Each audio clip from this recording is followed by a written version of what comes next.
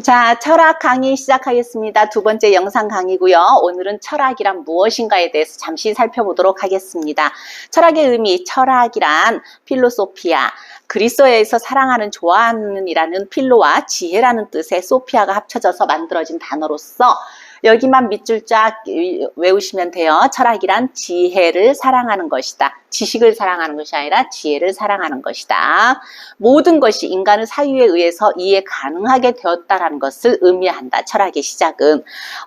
그 전에는 저번에도 추구시대 이전에는 신화의 시대였다라고 하면서 신화적 사유를 했었다라는 거죠. 그러니까는 뭐 이렇게 갑자기 바이러스로 인해서 전주에 있는 모든 시민들이 다 한꺼번에 죽었다든지 아니면 홍수가 일어나서 저 남원에 있는 시민들이 전부 다 죽었다든지 뭐 또 다른 피해들이 자연적인 피해들로 인해서 그때는 사실은 뭐 의료가 발달되어 있다든지 모든 것이 튼튼하게 구성이 되어 있다든지 그런 게 아니었잖아요. 그러다 보니까 이렇게 한꺼번에 쓸고 가는 자연재해나 바이러스가 도대체 어떤 힘이었을까? 아, 신의 힘이지 않았을까라고 하면서 신화적인 사유를 했었다라는 거죠. 그래서 이제는 이 철학의 시작은 무엇이냐면 신비스럽거나 이해 불가능한 것은 존재하지 않으며 이것은 인간이 세상을 지성으로 정복하려 하는 시작이었다. 이것이 바로 철학의 시작이었다라는 거죠.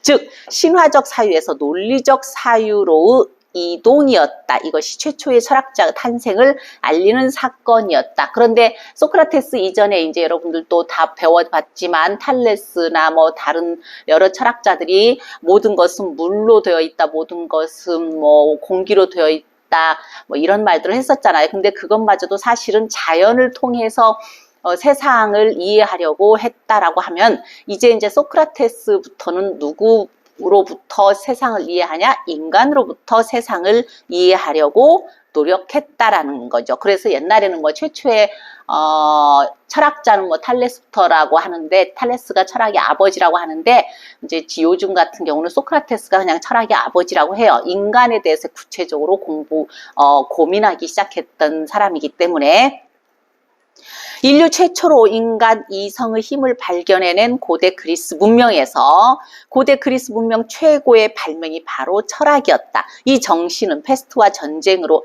인간성 말살의 시대를 겪은 유럽의 중세를 극복하는 운동, 르네상스 운동으로까지 쭉 이어졌던 것이다. 중요한 거 아니에요. 그러면서 아까 말한 대로 철학의 아버지 소크라테스가 뭐라고 그랬어요? 너 자신을 알라.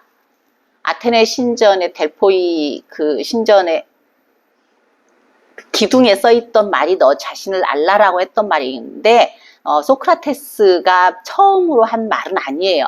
그 신전 기둥에 써 있었던 말인데 그거를 갖다가 이제 소크라테스가 외치고 다니면서 소크라테스 말로 되어버렸죠. 자연에 대한 관심을 인간에 대한 관심으로 돌렸던 최초의 철학자이다. 너 자신을 알라라고 했던 말은 무슨 뜻이냐? 반성적 사고를 할 줄 안다.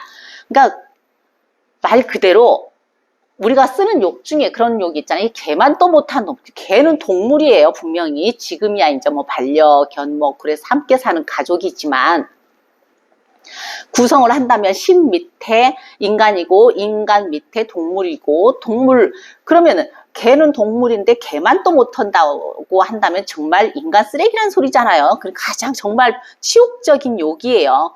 그러니까는 동물하고 인간의 차이는 뭐냐? 동물은 없는 것을 인간은 가지고 있다. 그게 뭐냐? 이성이더라. 이성적 사고를 할 수 있더라. 인간은 동물은 욕망을 가지고 살고 있다면 인간은 이성적인 사유를 통해서 욕망을 절제할 줄 아는 것이 인간이더라. 그리고 또 하나 동물하고 인간하고 차이점이 뭐냐? 반성적 사고를 하더라. 반성적 사고는 뭐냐? 네가 지금 한 행동이 옳다 그르다를 판단할 수 있는 12해 옳고 그름을 판단할 수 있는 능력을 가진 것이 인간이더라. 그랬으면 내가 지금 했던 행동에서 아 내가 이걸 잘못했다 있다. 하면서 다시 반성을 할 수 있는, 되돌아볼 수 있는 사고를 할 수 있는 것이 바로 인간이더라. 그러면 다음에 똑같은 행동을 하면 돼요, 안 돼요? 안 되는 거지. 다음에 내가 오늘 실수하고 잘못한 것을 똑같이 또 한다면 그건 반성적 사고를 하지 않은 거죠. 그렇죠? 인간의 이성으로 따져보고 생각을 해보고 옳고 그름을 생각해보고 인간에게 이로운가 해로운가를 생각을 해보고 나서 이것이 옳지 않은 거다, 옳다라고 구분할 수 있는 능력을 가진 것이 인간이더라. 그러면은 옳다고 생각하는 일은 앞으로 계속적으로 해야 되고 옳지 않다라고 생각하는 일은 앞으로 안 해야 된다. 근데 또 똑같은 짓을 하면은 그런 놈은 뭐라고 한다? 개만 또 못한 놈이다. 동물보다 못한 놈이다.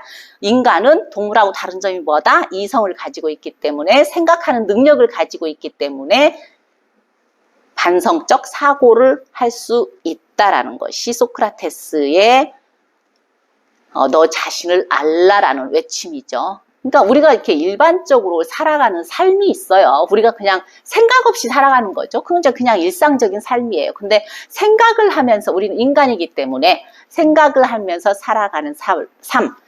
아까도 말씀드린 대로 그것이 생각을 해서 이것이 옳다라고 하면 앞으로 계속하고 옳지 않다라고 하면 앞으로 하지 않는 인간이 가지고 있는 능력으로 살아가는 삶이 뭐다? 철학적인 삶이다.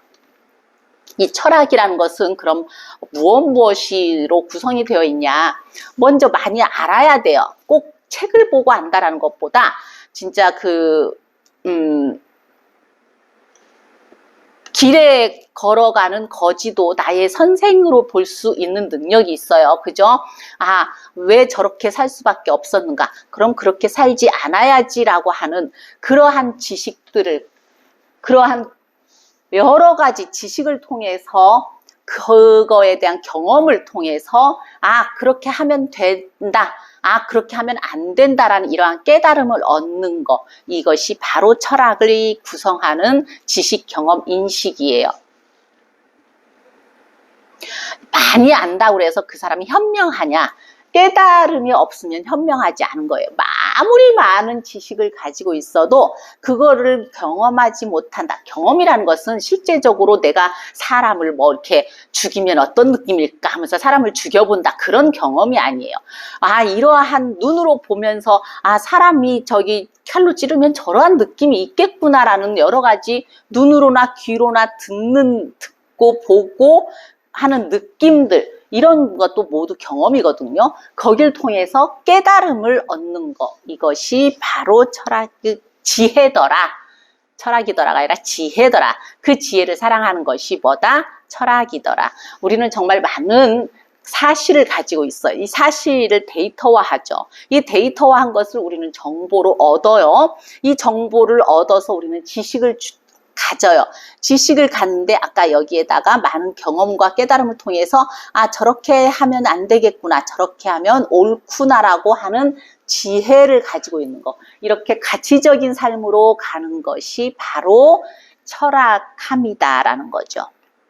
그래서 철학은 지식을 사랑하는 것이 아니라 지혜를 사랑하는 것이다. 이거 외워두시면 될 것 같아요.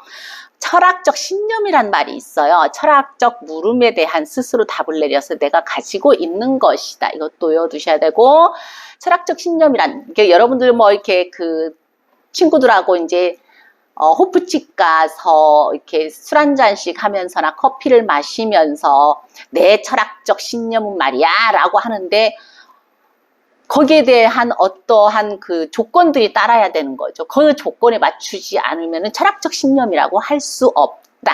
우리는 항상 물음을 가지고 살아요. 어떠한 물음을 가지고 사냐면, 잠깐만. 사랑이란 무엇인가? 나는 누구인가? 인간의 본성이란 무엇인가? 인생의 의미란 무엇인가? 운명이 있을까? 자유란 무엇인가? 행복이란 무엇인가? 인간의 도리는 무엇인가? 국가와 정권은 동일한가? 정의란 무엇인가? 신은 존재하는가? 종교란 무엇인가? 진정한 아름다움이란 무엇인가? 지식이란 무엇인가? 인생에서 돈이나 권력이 최고의 가치인가? 이러한 것들을 항상 고민을 하고 살거든요. 사실은 그러한 고민을 하고 살았기 때문에 여러분들은 어떤 목적을 이루기 위해서 대학의 문에 들어왔고 그 대학의 문에 들어왔기 때문에 그 목적을 이루기 위해서 여러분들은 지금 공부를 하고 있는 건데 이러한 철학적 질문들을 우리는 항상 하고 산다라는 거죠. 그런데 다시 돌아가면 이 철학적 신념이란 무엇이냐? 철학적 물음, 아까 그러한 물음에 대한 스스로 답을 내려서 내가 가지고 있는 것이 철학적 신념이다. 근데 여기에는 어떠한 조건이 따른다. 어떠한 조건이 따르냐면 그 철학적 신념이 이성적, 논리적, 합리적, 객관적, 보편적, 일반적, 근본적, 반성적, 총체적, 전체적, 체계적, 비판적이어야 된다. 이거 시험 문제 나와요. 이성적이지 않고 감정적이다. 내 철학적 신념이. 내 신념이 철학적이라고 붙일 수 없지. 내 신념이 감정적이다. 비논리적이다. 비합리적이다. 아주 주관적이다. 보편적이지 않고 특수하다. 근본적이지 않다. 그다음에 반성적 사고를 하지 않는다. 되돌아보지 내 생각과 내 행동을 되돌아보지 않는 거지. 그 다음에 총체적, 전체적이지 않고 부분적이다. 비체계적이다. 무비판적이다. 이러한 반대되는 그 생각들을 가지고 있다면 그것은 철학적 신념이라고 할 수 없다. 철학적 신념이란 남이 이해를 할 수 있을 정도로 객관적이어야 되고 남이 이해를 할 수 있을 정도로 아주 합리적이어야 되고 논리적이어야 되고 이성적이어야 되고 비판적이어야 되고 총체적이어야 되고 전체적이어야 되고 근본적이고 일반적이어야 된다. 그래야 남에게 함께 통할 수 있는 어떠한 이론을 내가 가져야 그게 철학적 신념이지 내가 가지고 있는 감정적이고 주관적인 생각을 철학적 신념이라고 할 수는 없다라는 거죠. 철학은 사람이 생각하며 살 수 있었기에 필연적으로 발현한 사상이다. 철학이란 저 멀리 있는 것이 아니다. 왜냐하면 우리네 삶 자체가 철학이기 때문이다. 그러므로 철학은 곧 철학함이다. 철학함이란 스스로 생각하는 능력을 배우는 것이다. 스스로 자신의 상황 안에서 자기 반성적 사유와 자기 성찰적 사유를 키우는데 그 목표를 두고자 합니다. 반성적 사고, 너 소크라테스가 말한 너 자신을 알라. 반성적, 되돌아보는 거야. 다시 성찰을 하는 거야. 다시 나 자신을, 나의 본성을, 나의 성품을 다시 살펴보는 거야. 왜? 인간이기 때문에. 인간임을 내가 깨닫는 거지. 그러니까 여러분들은 지금 철학자라고 하는 단어가 뭐 철학과를 졸업을 해서 이렇게 철학 강의를 하는 사람이 철학자다. 그건 아주 부분적인 철학자의 개념이에요. 사람이 아까 말한 대로 이러한 철학적 신념을 가지고 살아가면 철학자예요. 그러니까 여러분들도 전부 철학자인 거죠. 여러분들도 스스로 철학함을 하면서 지금 살고 있거든요. 오늘 내가 이러한 행동을 했어. 아, 내가 그 친구한테 정말 오늘 미안했어. 미안하다고 전화를 해줘야지. 그리고 다시는 그 친구에게 이러한 행동을 하면 안 되겠구나. 이러한 행동을 하면은 사람들이 참 싫어하는 행동이구나 하면서 앞으로 그런 행동을 안 하는 거야. 이러한 깨달음을 얻어서 다시는 안 하는 거. 인간이기 때문에. 동물이 아니기 때문에. 그렇기 때문에 여러분들은 항상 철학함을 하고 있고 여러분들의 삶 자체도 철학자다라는 자신감을 가지고 살았으면 좋겠다. 그래서 칸트가 철학이 아니라 철학함을 배워라 라고 하는 거고 이번 학기 여러분들과 여러분들의 한 평생을 어떻게 현명하게 어떻게 인간으로서 잘 살 수 있는가 이런 거를 함께 고민하는 철학함을 이 수업에서 하겠다라는 의미를 전달을 해드렸어요. 그죠? 인간은 항상 두 가지의 성격들을 다 가지고 있더라. 1차적 특성, 2차적 특성. 육체와 정신을 가지고 있고 몸과 마음을 가지고 있고 감정과 이성을 가지고 있고 비합리성과 합리성을 가지고 있고 무의식적인 자아와 의식적인 이성을 가지고 있고 문학, 예술을 사랑하는 능력과 과학을 사랑하는 능력 다 가지고 있다. 종교를 가지고 싶어하는 능력과 철학적인 삶을 살아가고자 하는 능력도 다 가지고 있다. 또한 사고에서도 순수한 사고 영역과 감각적 사고 영역을 다 가지고 있으며 판단에서도 사실 판단과 가치 판단을 다 가지고 있다. 어느 한쪽에 편향되지 않고 다 가지고 있는데 조금 두드러질 뿐이다. 이쪽이 두드러진 사람이 있고 저쪽이 두드러진 사람이 있다. 있고, 아까 이쪽에서도 이쪽이 발달이 잘 돼 있는 사람이 있고 저쪽이 발달이 잘 돼 있는 사람이 있더라는 거죠. 두 가지 양면적인 특성은 다 가지고 있다. 또 욕망에서도 1차적인 욕구와 2차적인 욕구가 있는데 1차적인 욕구는 생물학적인 욕구고 2차적인 욕구는 문화적 욕구이다. 그래서 욕망 자체도 생물학적인 인간과 문화적 인간 이 두 가지의 특징을 다 가지고 있다. 그래서 인간은 짐승과 어떤 차이가 있냐? 욕구가 두 가지고 현저한 이성 능력을 가지고 있다. 짐승과 다른 차이는 뭐냐? 이성 능력을 가지고 있다. 인간은 이성 능력을 가지고 있다. 그래서 인간은 이성적 사고를 할 수 있는 능력을 가지고 있다라는 거죠. 인간이 존재의 이중성을 가지고 있으면서도 다양한 측면에서 양면성을 가진 존재가 있죠. 어떤 때는 감정적으로 행동할 때가 있고 어떤 때는 상당히 이성적으로 행동할 때가 있고 존재하는 개별자, 나는 타자, 타인과의 차이를 통해서 내가 존재를 느끼고 산다라는 거죠. 그래서 삶은 항상 문제적 상황의 연속이다. 내가 이 강의가 끝나고 나서 내가 무엇을 해야지 어떠한 상황에 또 접해. 오늘 저녁에 무엇인가 함께 친구들과 뭐를 사 먹고 싶은데 이런 것도 그냥 문제적 상황이야. 그러면 여기에서 인간의 대응, 지금 추석이 지났는데 이제 중간고사가 다가올 것이다. 그럼 나는 지금부터 준비를 해야지. 항상 문제적 상황의 연속에서 살고 있는데 아까 순서를 말했죠. 동물은 본능적, 감정적, 욕망적으로 살고 있고 시인은 완전 무결한 100%의 이성을 가지고 있다. 100%. 이 동물과 신의 중간적인 존재, 본능과 이성을 다 가지고 있는 것이 바로 인간이다라는 거죠.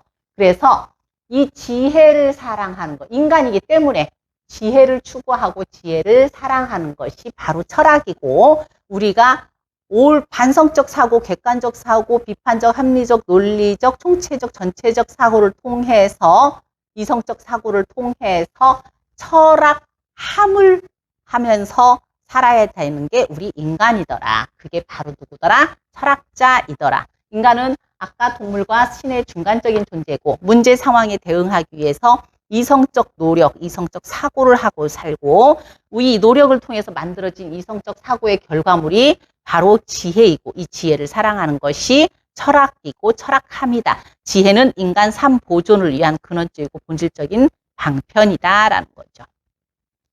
그래서 철학과 일상생활은 철학은 사람이 생각하며 살 수 있기에 필연적으로 발현한 사상이고 일상생활을 통해서 느낀 감상은 시행착오와 각자 생활환경의 다름으로 인해서 차이점은 분명히 있다. 어떤 사건이나 사물에 대해서 이러하다라는 인식, 깨달음을 얻는다. 우리는 그러면서 그 텔레비전에 나오는 어떠한 강간범, 살인범을 보면서 저러면 안 되지. 이러한 것도 전부 깨달음이라는 거지. 그 모든 사건이나 사물에 대해서. 철학은 우리에게 부딪히는 문제로부터 합리적인 선택을 하기 위해서 사고하는 것 자체를 의미한다. 그래서 지식과 경험과 인식을 추구하며 지혜를 쌓아서 실천에 옮기는 것이 가장 중요하고 이렇게 여러분들은 잘 살고 있기 때문에 여러분들은 누구다? 철학자이다 라는 거지요. 자, 여기까지 해서 철학이란 무엇인가에 대해서 공부를 했었고요. 대면 수업 금요일 날 만나서 또 다른 내용으로 공부를 하겠습니다. 영상 꼭 보세요. 저번에도 간단하게 말씀드렸지만 핸드폰으로 보면은 이렇게 항상 결석으로 이렇게 찍혀 있더라고요. 되도록이면 PC로 보는 게 좀 나을 것 같아요. 수고하셨고요. 부자 되세요. 감사합니다.